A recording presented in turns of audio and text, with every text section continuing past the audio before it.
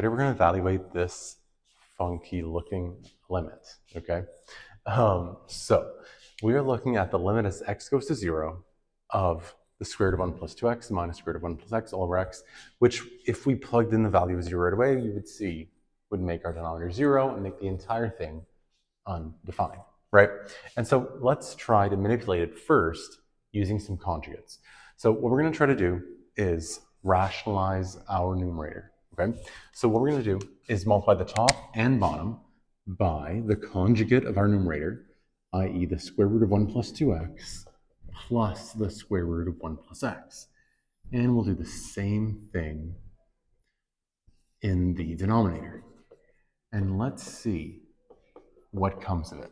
So if we go through that multiplication, you know, since you're familiar with conjugates, that numerator is going to end up simply being 1 plus 2x minus 1 plus x, right? And so all we're going to be left with in the end, in the numerator, is 1 plus 2x minus 1 plus x, okay?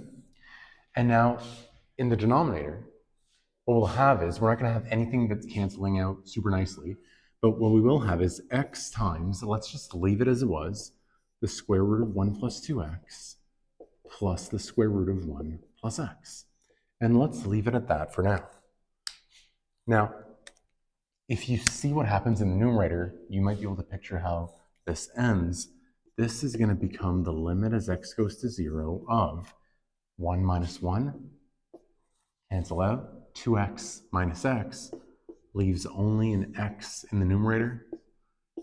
And then you see that this works out super nicely down in the denominator, right? And so now we can cancel out this x factor. And so we're left with evaluating a much simpler limit, namely 1 over the square root of 1 plus 2x plus the square root of 1 plus x, right? And that's not so bad. This creates no problems by plugging in the value of 0 in for x. And so we can evaluate this as 1 over the square root of 1 plus 2 times 0 plus the square root of 1 plus 0, which is equal to 1 over the square root of 1 plus the square root of 1, which is 1 over 2. And there is our limit. And so I really like this one, and that's why I decided to make a video on it.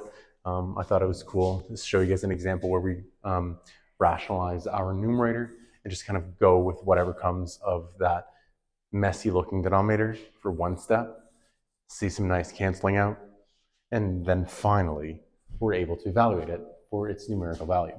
And so I thought this was a nice clean example. I hope this helps, and thanks for watching.